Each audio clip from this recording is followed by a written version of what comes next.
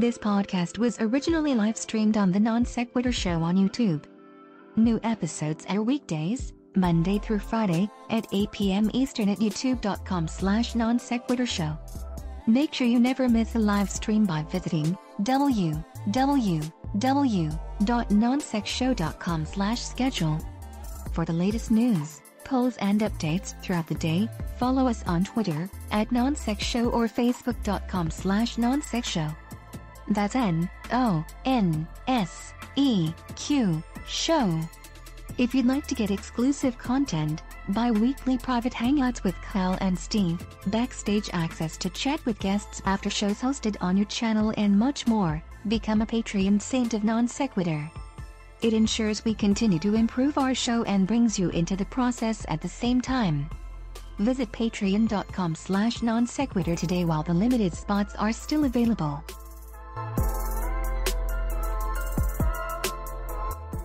The following podcast is intended for those who believe bold ideas are righteous, unique perspectives are gospel, and strong opinions are sacred. This is Non-Sequitur. Never follow. And now, here are your hosts, Kyle Curtis and Steve McRae.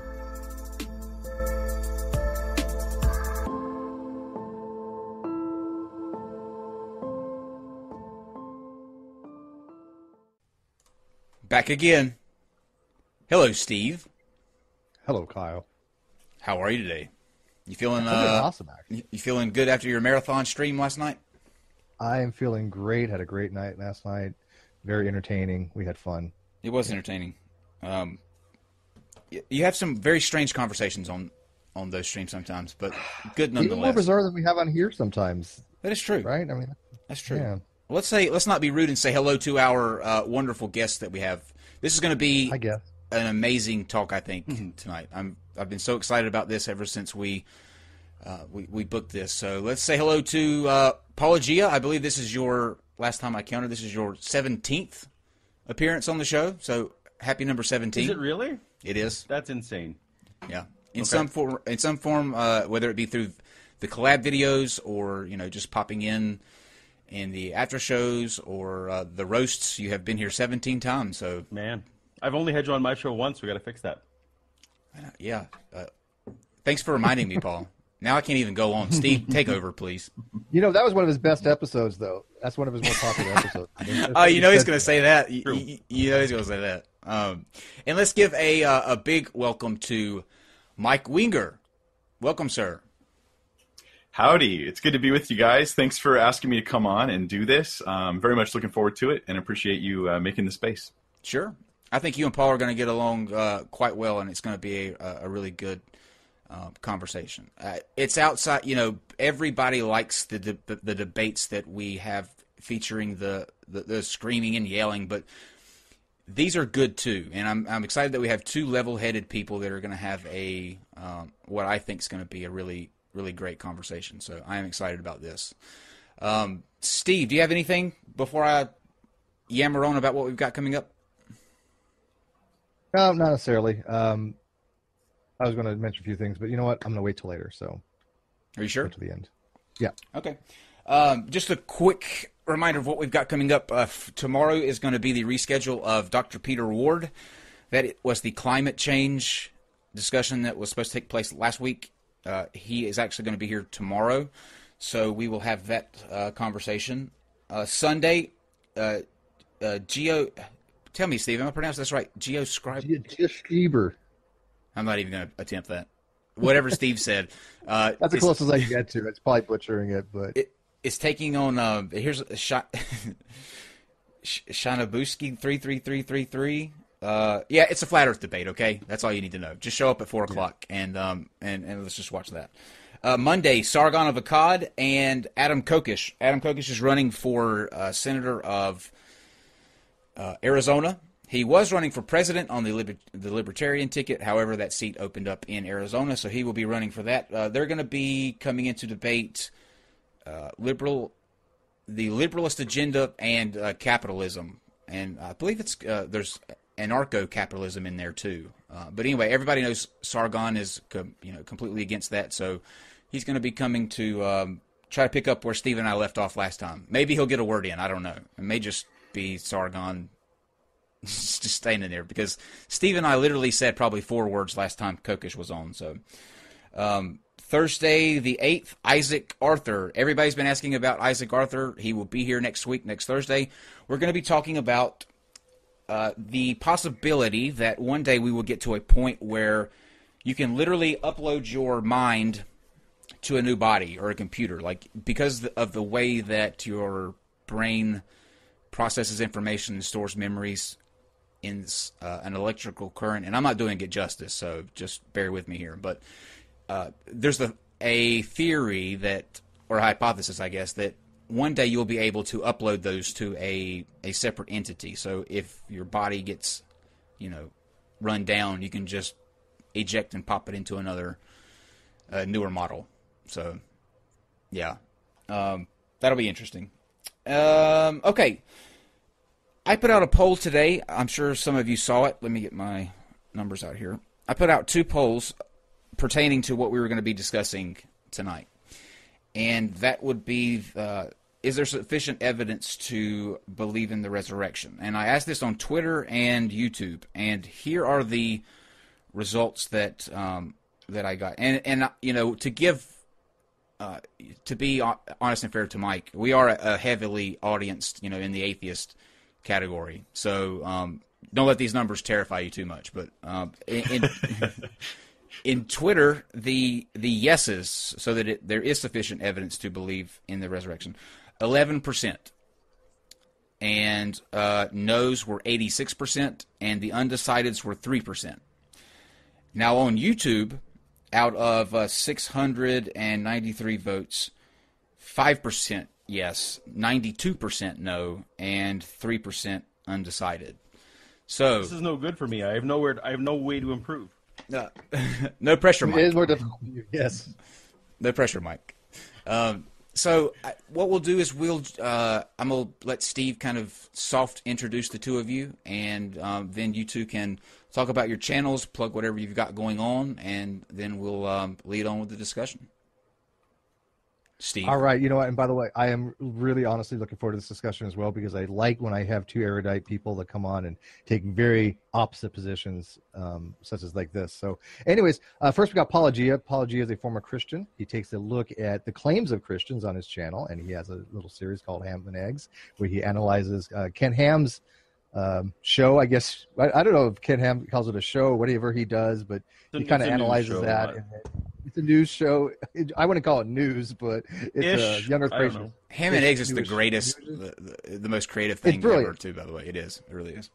It's brilliant. And we've had Paulogia on many times. He's very good interlocutor. He comes in and has these discussions. And then we also have somebody new, although I've talked to him before on Sentinel Apologetics, Mike Winger. He has his own channel. It's called The Bible Thinker. He does teaching and defending biblical, I believe, inerrancy and youth pastoring, if I'm not mistaken. Yeah, actually, my channel is Mike Winger, which is my name. And then Bible Thinker is the website, BibleThinker.org. So, gotcha. There you go. Yeah. I'm sorry. Way to go, Steve. You had one job. Messed up his whole job. promo. You killed it, man. You had one job. He's a Christian. What else do you need to know? He'll forgive you. Okay, so let's thank you. let's let Paul. You want to go ahead and introduce yourself and tell everybody what you do? Sure, I'm Paul of Paulogia. As mentioned, I have a YouTube channel where I spend most of my time. But just as a bit of a background to this conversation, I was a Christian. I was a Mennonite fundamentalist. Went to Bible school. I was a youth minister for a youth minister. I worked in youth ministry and worship leading for a long time. I believed, up until a few years ago, I believed everything that Mike will tell you today. But at one point, I decided that I needed to go look at the Bible without assuming that it's true and evaluate my faith from scratch. And that led to a big crisis and led me here. So that's just a little bit of background. Awesome. All right, Mike. So I'm a youth pastor and a worship leader, and I've been doing that for a very long time. And actually, I went through my own crisis, and I decided I wanted to evaluate if what I believed was true. I mean, this is a true story. I'm not making this up. And one of the things that bolstered and encouraged me so much was the evidence for the resurrection of Christ. And so I'm excited to get to talk about that. I really think there's this great historical case for the risen Jesus. Awesome. Well,